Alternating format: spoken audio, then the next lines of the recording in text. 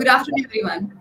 My name is Simiran Choudhary, and I welcome you all on behalf of Voice of Healthcare to a Leadership Talk, a unique podcast initiative by Voice of Healthcare, where we bring you insights from the most inspiring leaders across our industry. In each episode, we delve into the journeys, challenges, and leadership philosophies that have shaped their success. This platform aims to provide valuable lessons, practical advice, and inspiring stories from trailblazers who are making a difference in their respective fields. And it's a pleasure to welcome for today's episode Colonel Rajeev Mannali with us, CEO of SUT Pattom Hospital. We are honored to welcome him. He's a distinguished leader who transitioned from decorated 33 years of career in Indian Army to making a significant impact in healthcare. Currently serving as the CEO of BR Life SUT Super Speciality Hospital at Trivandrum. Colonel Manali has held leadership roles in prominent healthcare institutions like Sri Narayani Hospital Research Center and CMC Vellore Chittor Complex. His focus on delivering quality, affordable, and healthcare, particularly to the backward communities where the development is less, but there's more scope of it, and the most needed area, has earned his numerous accolades. So please join me all in welcoming Colonel Rajeev Manali as he shares his insights on leadership and healthcare. Welcome to our show, Colonel Rajeev Manali. Thank you, Simran. Pleasure to be here. Uh, Look forward to the show. Thank you so much, sir. It's always pleasure to have you with us.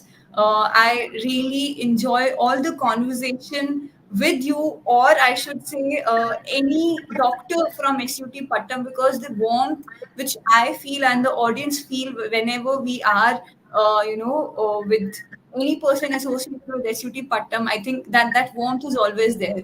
So, starting with a conversation. So, like I mentioned, you with a 33 years of decorated career from Indian Army, you had such a great experience there. So, you have transitioned from a military career to healthcare leadership. What inspired you this shift, and how has your military experience shaped your approach to healthcare management?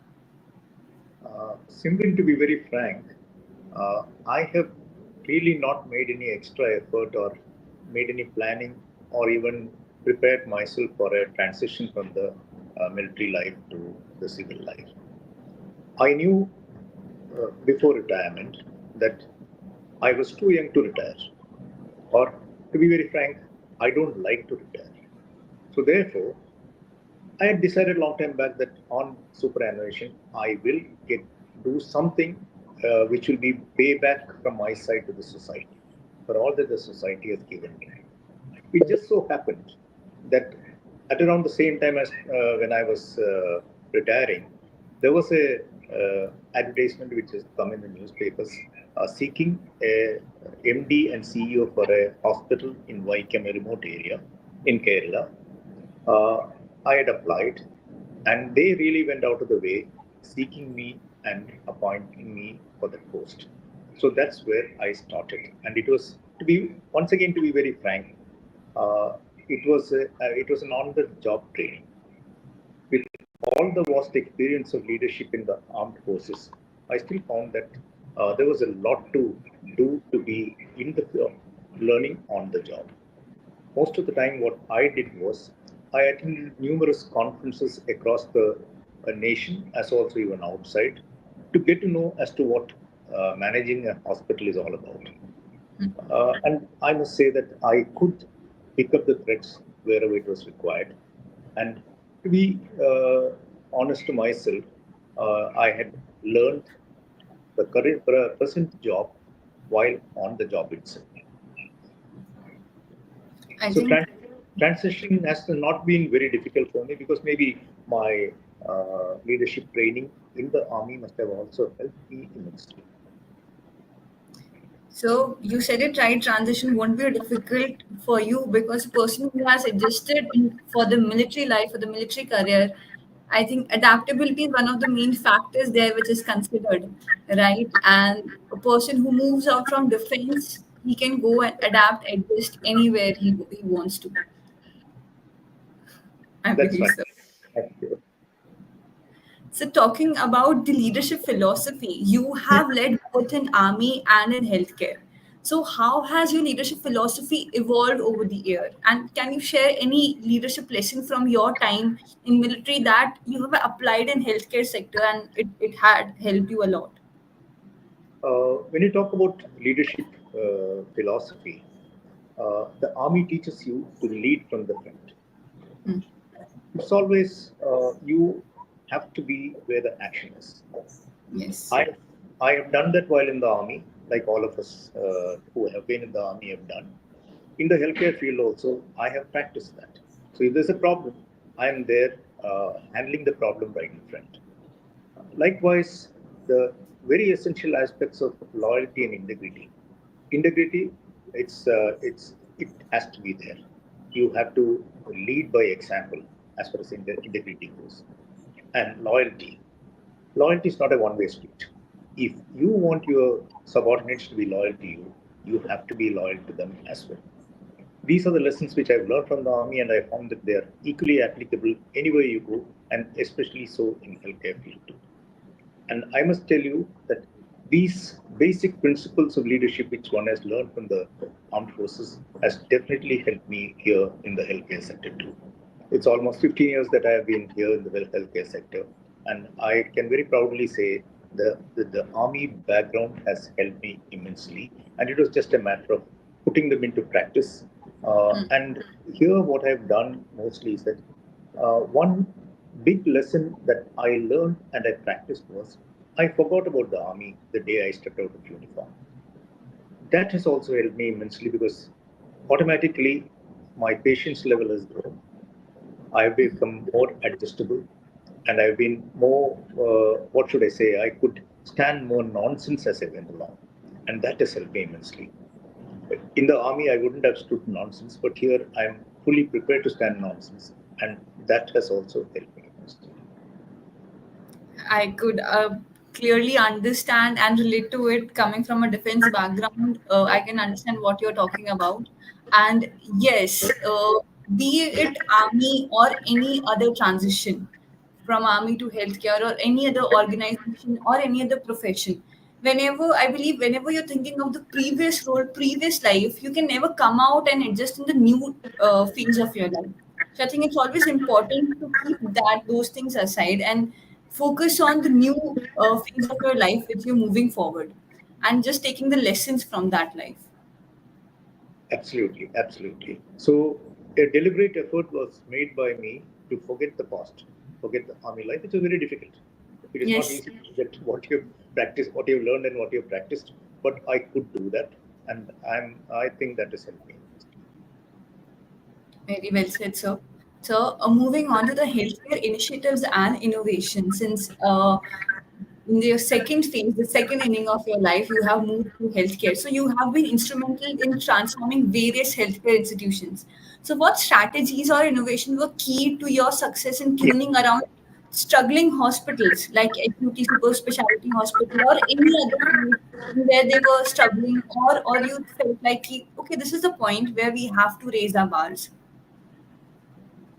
Uh, I think it is just incidental that I have been in places where there was extra effort to be put in to ensure that things go well. Even the first exposure, that is an Indo-American hospital at Wycombe, which I had mentioned about, I was going through when I organized join. So for me, I was new. I was new to the field. I had to learn while being on the job. But some basic principles which I followed, which I learned from the army, applying them and being on the job right up. And also, uh, what I would think is that there was a yearning to give back to the society. Like I mentioned earlier, I was very clear in my mind that while seeking a second career or a second profession, I was more into giving back to society because I felt that I owe a hell of a lot to the society which has created me, given me all the opportunities to seek a profession and grow in it. So therefore, this was my paying that time. And that has helped me because everywhere I knew what I was doing and I knew what I had to do. It was all paying back to the society. So there was, I was not looking at personal gains. I was only looking at giving to the society, giving to the institution whatever I could. That I think has also been instrumental in my being able to uh, turn around institutions. One basic aspect wherever I have been, what I've been instilling and what I've been practicing myself is uh, implementing financial discipline. Why do institutions fail, or why do they go through a bad patch? My firm belief is it is because somewhere down the line they have forgotten the practice of self-discipline or financial discipline to a great extent. So therefore, the first thing that I've done in all these areas where I had to do to get involved in changeover or makeover, I had practiced this aspect of I'd looked at areas which require improvement, focused on that, and instilled financial discipline. The first thing was to get out of the financial trouble wherever it existed. And then once you start getting disciplined and once you start instilling discipline in your workforce, it automatically improves every other aspect as well. And since I was very focused on the aspect of giving back to the society, it was easy for me to get to be more empathetic, compassionate, and also instill these qualities in my workforce so that we could deliver patient care in the best way possible and in the most compassionate and empathetic way possible. That automatically increases your standing, your institution's standing, and you start to earn returns from these efforts of yours. So my basic principle, if I were to sum it up, was lead from the front, be upfront and transparent about everything that you do, practice financial discipline and instill financial discipline in the organization, and along with that, be compassionate and empathetic since you are in healthcare field. And once you start doing all this yourself, others are watching you, and Yes. then they start following you, and that is how I have been able to. It is with the full cooperation of every member of my workforce in every institution that I've worked that this has been possible. I think that's how people become example in their workforce, and knowingly or unknowingly, I believe they start following them and walking their path, and that's how it starts impacting every person out there, their personality, the way they work, and it overall impacts the work culture of an organization. So, since we are talking about the initiatives and innovations, so can you highlight some of the key initiative or innovation you have introduced that significantly impacted healthcare delivery, particularly in underdeveloped communities? Okay. I will start with my first exposure, which was in Indo-American Hospital, Vaikom. And when I say Vaikom, it is not actually in Vaikom. It is about 4 or 5 kilometers away from the nearest city. It was a really backward area where people were still poor. They did not have an organized means of livelihood and things like that. So such areas still existed. So that was an exposure to me when I joined that place. So first thing I did was, and since I was driven by this enthusiasm to give back to the society, I got the public to get involved in the management of the hospital. In other words, I would go around talking to people, holding classes for youngsters and women, jobless women, and all. They were all keen to listen to being told to them afresh. Got them involved in the running of the hospital and also equally responsible stakeholders in development of the hospital. So I that though I was doing it is naturally because that was my basic foundation that I wanted to pay back to the society. The alienation between the public and the hospital uh, thinned down considerably, and I would see that the people around us were welcoming us.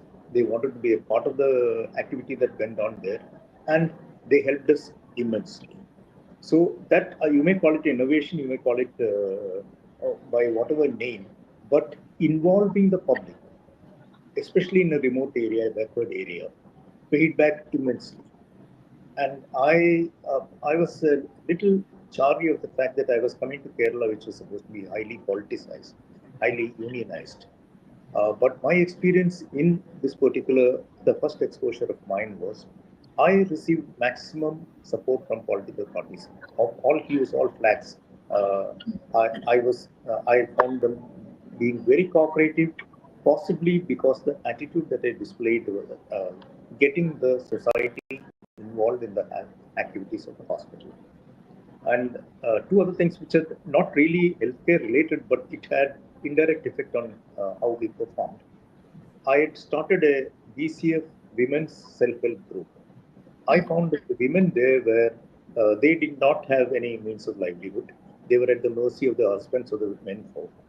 And I started this, and I did not expect much, but within a period of about 6 months, there were almost 1,000 members in this self-help group.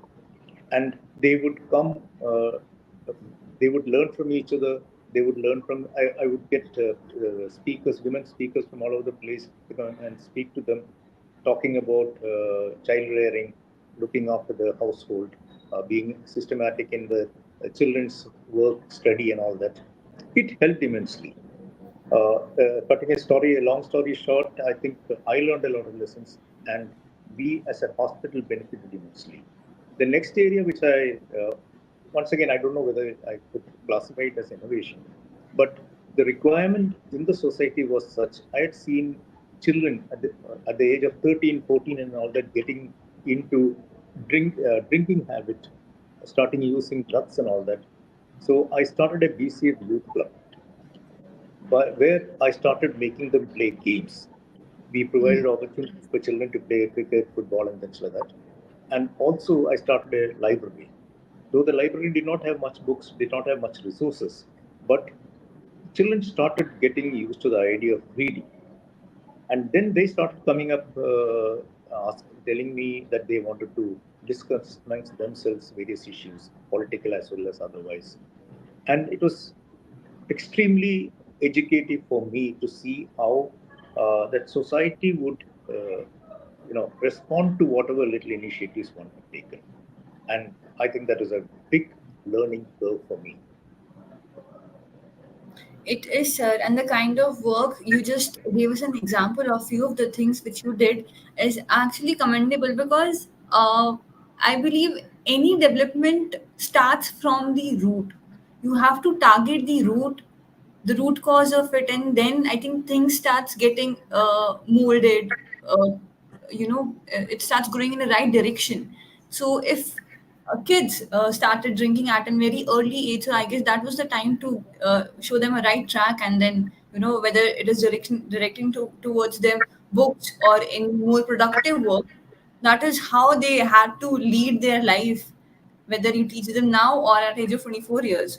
So you just gave us an example of the women's self-help group and then this. So how crucial is community involvement in success of healthcare institution, and how one should maintain all such initiatives as they are doing this?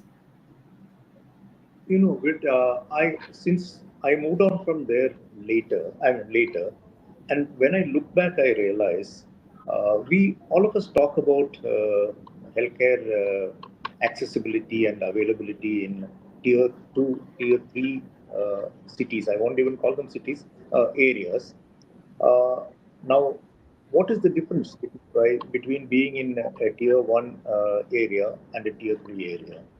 Lack of resources is the basic problem in a tier three area. So, and people are comparatively much poorer. So, therefore, they do not have the ability to pay for the services that you provide.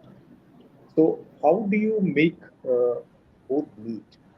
You have to really go out of the way to make concessions for people, help them cure themselves, and first of all, help create an awareness in them to lead a lifestyle which helps in preventing diseases. So that is where I learned that I could help immensely, or my institution there could help immensely in preventing diseases. So most of the time that we spent there in community work was towards prevention of diseases. And wherever there was disease, or let's say there was no epidemic or pandemic during those days, but still we could do a lot to help people with diseases. So it was a give and take, and that give and take really worked. But later on, when I moved to bigger cities, I found that the same things didn't really apply. The situation and the scenario was entirely different. So here, people, let's say, for example, in the place that I am right now in Trivandrum, is the capital city of Kerala. It's a well-off city.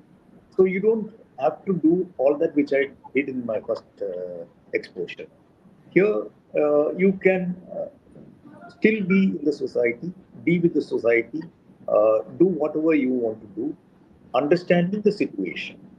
Here, maybe more of intellectual activities, taking part in discussions, taking part in various activities, getting involved with social organizations like the Rotary, the Lions, the other, maybe even the intellectual groups, students, and all that. So you may have to change your style as to how exactly you present yourself. But the fact remains that community is very, very important for you to relate to it and also do what the community requires at various points in time as you go along. So I think that has been important. That's a lesson which I've learned. I think, and that has been a very important lesson that I imbibed. I think so. The point from where you started, that it is very important that we can make healthcare accessible and affordable at all the stages, whether it is in underdeveloped areas, tier three that we call tier two or tier one cities, and to make all these facilities available at everywhere or to the people who actually needs the most, when awareness is not much, education is not much.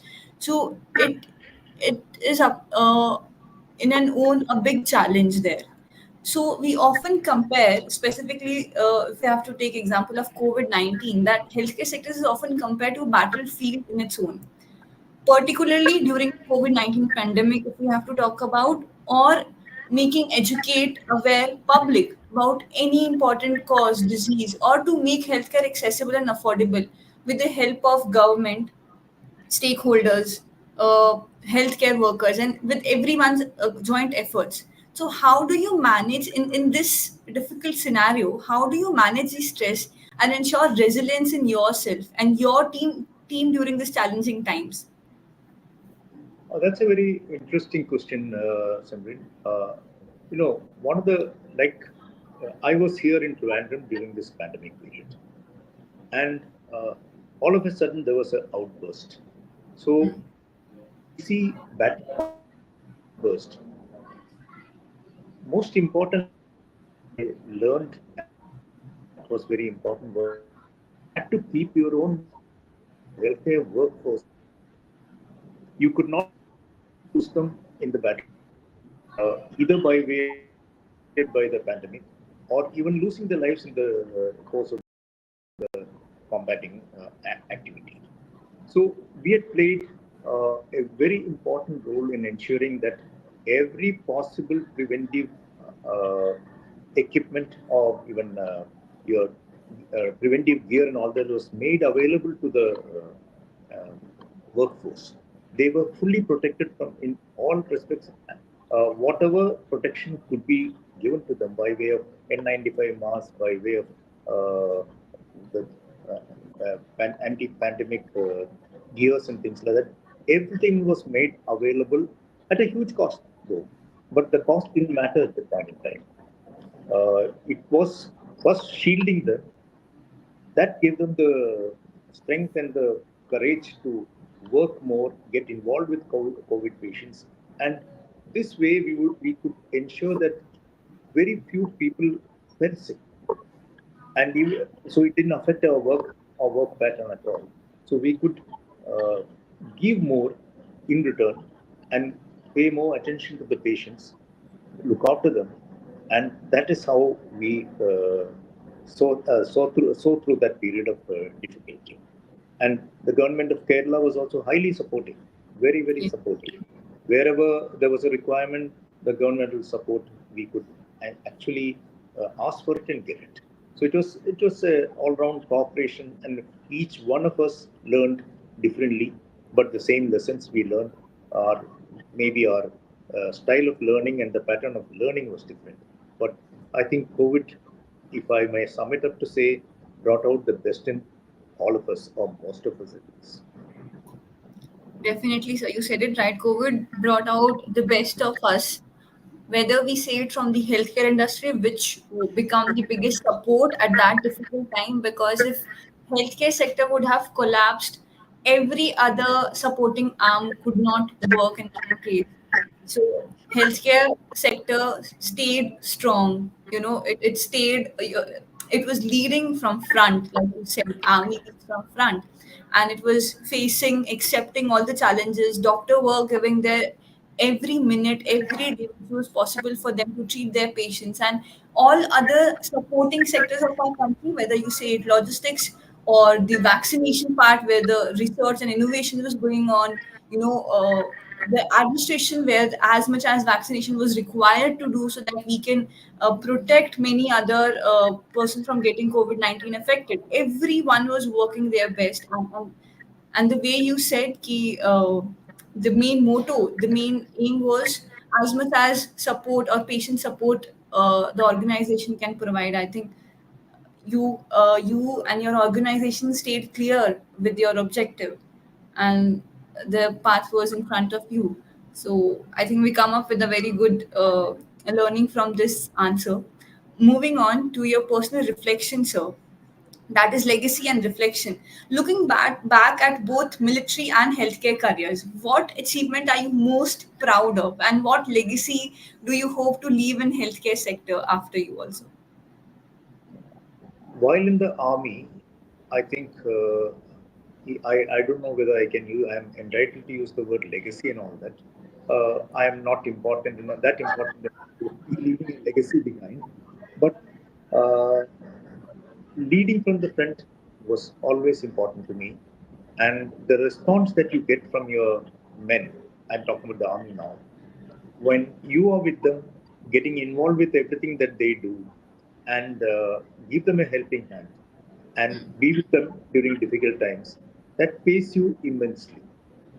I am sure they would not ever hesitate to lay down their lives by when I ever mention such a thing. I have been in Sri Lanka, I've been in difficult areas. I have found that the way the men follow you, it seems to be believed. So you Yeah. create that over a period of time. If I may use that word legacy, I think that is the hallmark of the army, the officer-man relationship, and how carefully you weave your team. So that is what was most important in the army. And I think one could do whatever one did at that point in time. Even now, I feel proud of the fact that my men, some of them or most of them, are in touch with me 15 years from the time I've left the armed forces. Uh, and I have a lot of people, and my troops are mostly Jats from Haryana, Uttar Pradesh, and Rajasthan. They keep inviting me to visit their villages and all that. I have not been able to do that. But the fact remains that the bond that you develop over a period of time, it still continues, and I'm sure it will continue to my grave.